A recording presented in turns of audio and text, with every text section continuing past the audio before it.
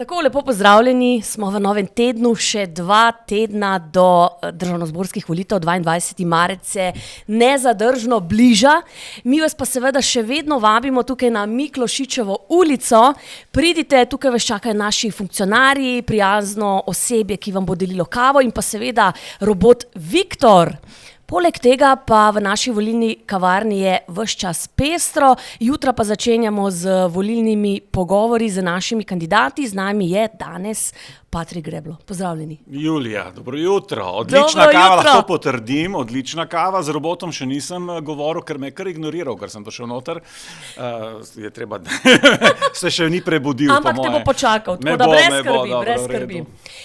Patrik, začnemo. Se vam je kdaj zgodilo, da je orkester na koncertu skladbo odigral povsem drugače, kot ste si jo predstavljali in je bilo na koncu bolje?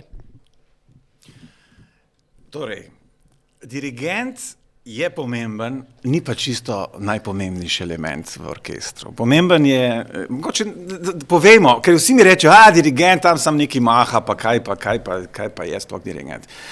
Torej, moje izkušnje so, to mahanje, ta izvedba na koncu je desetina, petina vsega dela.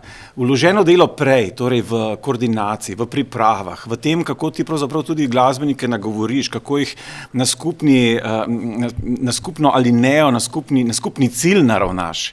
Ker to je vendarle skupek, dajmo reči, 60 ali pa celo do 100 posameznikov, visoko izobraženih, najrazličnejših pogledov, najrazličnejših tudi glasbenih pogledov, ki jih moraš navdušiti nad tem, kar je danes na pultu, tudi če jim to ni všeč. Največkrat se zgodi, da so taki, ki rečejo, pa zakaj moram to danes igrati? Ker danes se mi recimo ne igra recimo neka zabavna melodija ali pa nisem danes v tem moodu, nisem v tem. Ti jih moraš naravnati, ker na koncu mora to kot skupnost delovati na skupni cilj. Sicer je to razglašeno, saj to je čisto enostavno, ker so vsi strokovnjaki na svojem področju. Jaz se ne bom ukvarjal s tem, da rečem, glej, violino se pa takole drži, to se pa tako igra. Ne, ker vsak je visoko profiliran, visoko izobražen, ti jih moraš samo na skupni cilj naravnati, ne.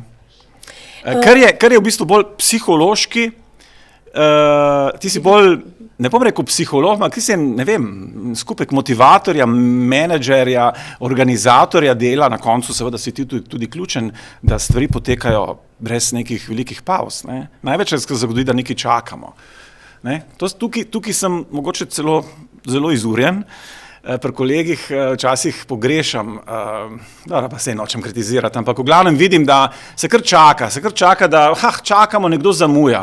Ja, vem, da tvoja krivda ni, ampak ti moraš poskrbeti, da ti to luknjo zafilaš, zato da bojo drugi, zato ker 60 ljudi vendarle čaka in izgublja motivacijo, zato ker čakamo, čeprav ne po lastni krivdi. Skratka, to je skupek različnih faktorjev, različnih veščin, ki jih pravzaprav ti vključuješ kot nek vlakovodja tega dolgega konvoja. Sicer ste že malo omenili, ampak še vse, kaj je največja zmota, ki jo imajo ljudje o poklicu dirigenta? Največja zmota? Ja, to, da pač samo nekaj mahaš, pa da nadaljujem odgovor. V končni fazi, v tej zadnji petini, ko je te 4/5 že opravljene, je dirigent lahko celo včasih ne odveč, tudi odveč, ali pa tudi nepotreben. Jaz večkrat tudi, začetek moraš dati, pa konec, ne, če ostalo vmes teče, sploh če so to, dajmo reči, neka popevka, ki je ritmično, pač se ve, bojo glasbeniki to sami odigrali, ne. Ampak to je 1/5 celotnega dela, ki si ga ti v svoji logi pravzaprav moral v pripravah izgotoviti, ne. Tako da največja zmota je to malo neki maha, saj bi jaz tudi znal tam mahati. Ja, sej na koncu tisto mahanje včasih tudi ni vedno potrebno ali pa ključno, bolj je vse, kar pride pred tem. Kaj vas je kot dirigenta in glasbenika v bistvu spodbudilo, da ste šli sedaj kandidirati na našo skupno listo? Kako vas je pripeljalo v bistvu pot v politiko? To je vprašanje, ki mi ga večkrat slišim zadnje čase in je dobro, da nimam enoznačnega odgovora. Ker če bi ga imel, bi imel najbrž motiv, kot ga ima večina političnih kolegov, torej kolegov, teh, ki so šli v politiko, ker je največkrat, pa se oproščam, če bom tako direkten, največkrat nek revanšizem. Torej, ljudje največkrat grejo v politiko zato, ker so primorani, zato, ker se jim je zgodila ena krivica, ker so bili odstavljeni z funkcije predsednika uprave in bom jaz že pokazal v tej politiki in jih bom vse zamenjal. Skratka, vsi grejo z enim gnevom, z neko negativizmom, ne, že a priori, kar je pa ravno obratno od tem, to kar jaz izpričujem. Vsi mi rečejo, pa zakaj ti je tega treba? Pa kaj ti manjka? Ma ravno to je stališče, da ljudje polni neke pozitivne energije vstopijo v to politiko, ki je tako, oziroma ki se je skristalizirala kot nek skupek negativizma. Zato pa imamo tako razdvojeno politiko, pač, kot jo imamo zadnja, žal že desetletja. Ne? Torej, zakaj sem šel v politiko? Jaz prepuščam stvari, da grejo svojo pot. Bil sem nagovorjen strani človeka, ki sem takoj gotovo ta čut imam, skratka, lahko, da sem kot glasbenik ali pa dajmo reči kot neka umetniška duša bolj eteričen, bolj čist in seveda bolj ranljiv, ampak sem takoj prepoznal v sogovorniku, to je bil Marko Lotrič, ki me je pač nagovoril in je rekel, glej, dajmo nekaj spremeniti, vem, da si ti ta pravi, ki lahko greš z nami. Sem prepoznal zelo iskreno osebo, ki je zelo čista, ki nima nekih skritih agent, ki ne gre v politiko zaradi koristoljubja ali česarkoli, kar pravzaprav je seveda tudi prisotno pri mnogih, ki grejo zaključevati neke lastne interese. Ne grejo zaradi nekih svojih lobijev ali pa svojih cehov, da bodo pač priskrbeli nek posel ali pa ne vem kaj. Skratka, to me je nagovorilo in sem rekel, super, to jaz podpiram. Potem sem se prepustil toku in seveda spretna roka ali pa spretnost predsednika Marka Lotriča je bila in to moram reči, res moram pohvaliti. Tudi Novo Slovenijo pravzaprav, da je tako široko odprla vrata. Ne? Vse o tem se zdaj malo tudi piše in govori, ne?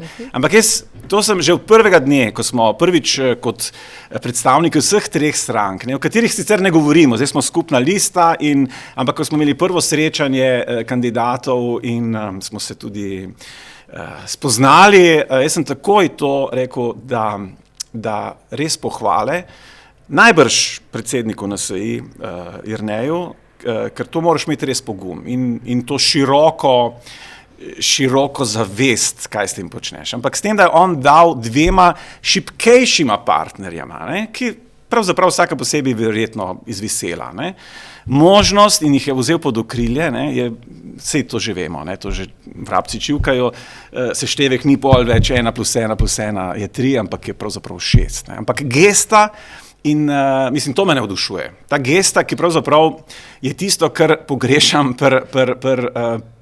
pri politiki. No. Sej vsi rečejo, bomo videli, kaj bo 23. se bomo pogovarjali, 23. bomo šele videli, koga bomo vabili na kavo.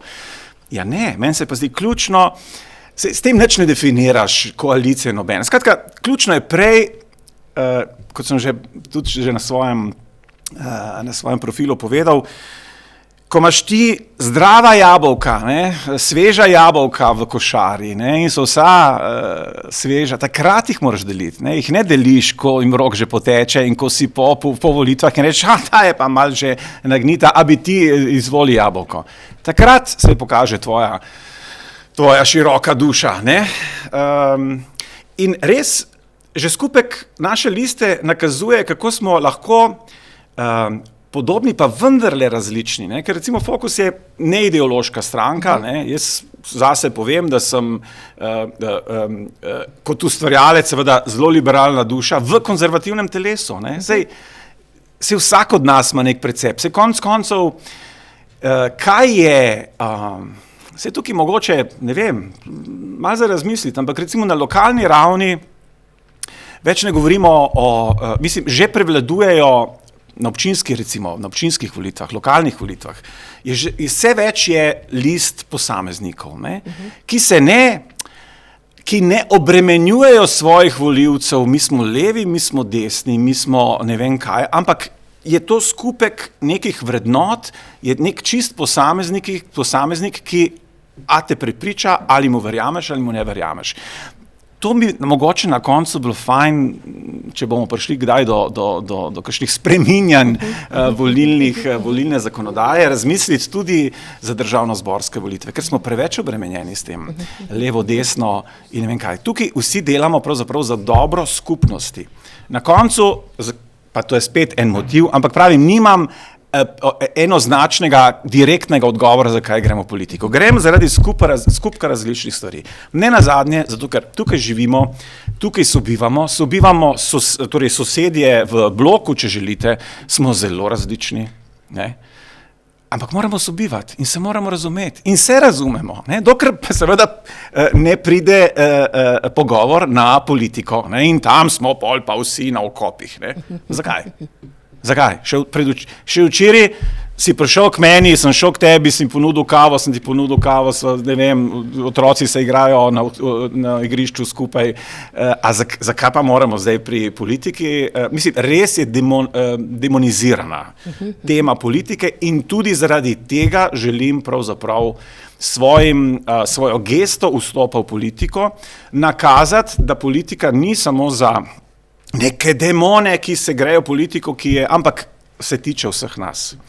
In če želimo kaj spremeniti, moramo dati nek doprinos. In ko prideš v neka leta, recimo moja, koliko jih zdaj že imam, čez 50, skratka, imaš neko odgovornost, čutiš neko odgovornost, ali pa vse odgovornost, da stopiš iz neke cone udobja. Zdaj, kaj je to cona udobja? Cona udobja je, da pač imaš nekako življenje urejeno, imaš službo, imaš stanovanje, imaš otroci, vse imaš.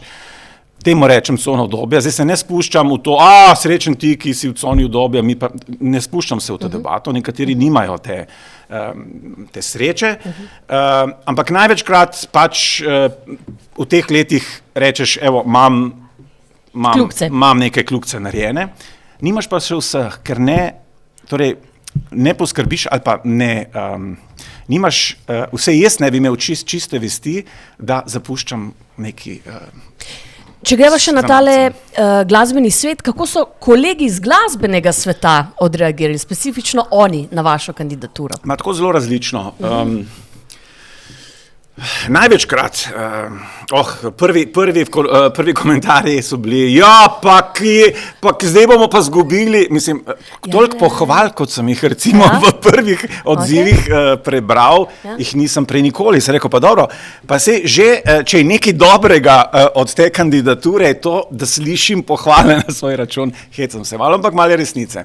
Skratka, veliko je bilo tega, pa ti si ne vem, tako dober v svojem tem, kar počneš, da je to škoda, da bomo to zgubili, itd. Kar ni čist res, ne. Mislim, se tukaj jaz ne grem zdaj v nek celibat, ne, če smo čist konkretni, ne. Mislim, imeli smo, vse ti dopušča, konc koncev glasba, sem prej povedal, ne. 4/5 so organizacijsko-administrativnega dela, 1/5 je tista umetniška, ustvarjalna, na koncu izvedba. Tako da ta 1/5 bo še zmeri čas za določene stvari, seveda ne vse, ohranjati, ker glasba je pač v meni in bo vedno ostala. Ampak kolegi,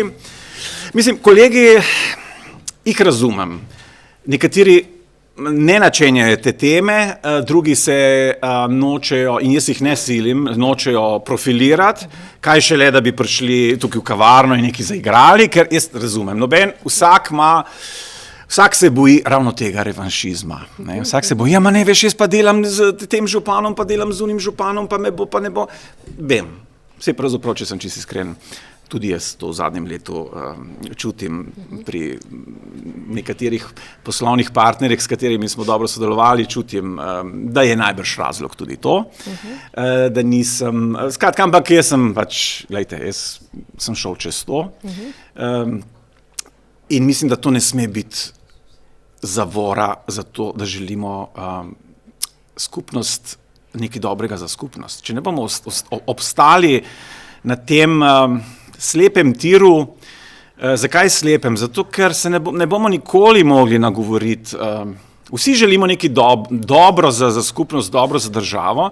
V isti sapi vsi rečejo, prva stvar, ki je, bomo korupcijo, to bo ničelna toleranca do korupcije, ampak mi smo na stranskem tiru in stojimo.